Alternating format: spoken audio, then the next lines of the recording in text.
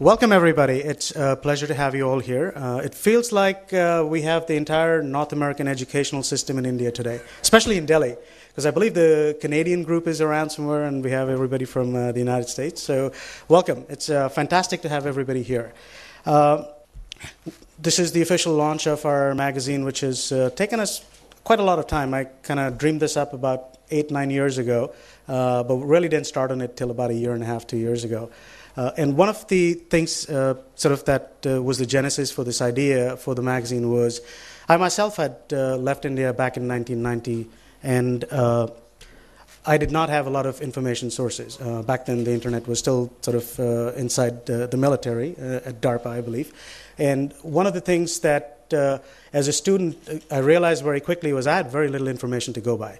I had no idea what to study. I had no idea what I was going to be in my life. And 20 years later, I think I did pretty okay. I'm not complaining. So, but I'm hoping that what this site will do is be a portal, a window into what the world has to offer for students from South Asia, not just India. India happens to be the country that sends the bulk of the students outside after China in terms of sort of international education.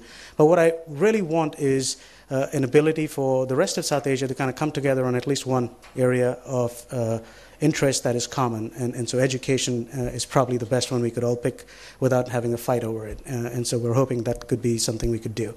I think one of the untold stories of globalization really has been the contribution that education has made to the world in terms of spreading of new ideas, knowledge over the last several decades. If you look at Dr. Manmohan Singh, you look at President Obama, both represent a worldview, a globalized worldview that was shaped by the experiences of having gone abroad. President Obama in Indonesia growing up, Dr. Manmohan Singh in the United Kingdom. You look at South Asians, Dr. Amartya Sen, a Nobel laureate, Muhammad Yunus, another Nobel laureate who sort of was the father of the microfinance industry. Look at Indra Nooyi, a captain of industry, chairman of PepsiCo. Meera Nair, an Oscar-winning filmmaker. Salman Rushdie, a writer par excellence, who really these are people who have been shaped by their experiences of having gone abroad and really, really sort of taken the best the world has to offer. It was sort of the freedom and idea of sort of going out and learning what the world was going to share with them. At BrainGain, we believe the world is a better place if people are allowed to widen their horizons and view the world as their oyster. As most of you probably already know, India has about 12 million students in the higher education space. This is a country, I guess, next to China, which has statistics which are fairly mind-boggling for somebody coming from a country with 300 million people, which in itself would put you in the top 5 countries in the world. We still have dismal rates of higher education enrollment at about 7%. The government is trying to take it to 15%. We just don't have the capacity to take it there very quick.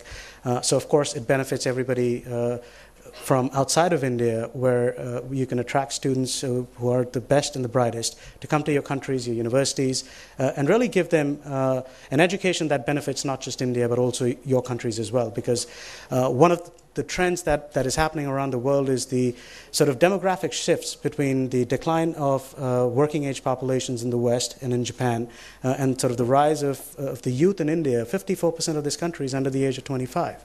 That's nearly 650 million people. It's twice the size of America in terms of population. It's actually a little over. And so there's a lot of work to be done, and I think education is one of the areas that is going to be so important if globalization as we know it has to continue, because India talks about demographic dividend, but we really don't have that dividend if people are not educated, and I think that's an important part. What we want to do, our very tiny sort of infinitesimal part in here, is to give students the ability to understand what the world has to offer, because if somebody wants to be an archaeologist, there is really not a lot of information in India about archaeology. If somebody wants to be an oceanographer or a zoologist, I'm not saying MBA, medicine, all of those, because there's loads of data on that. Because most Indian parents will tell you, including my dad who's up here, computer science, engineering, or an MBA. But that's because we're programmed to think that That's what makes money. But I think an education and learning is much more than just making money.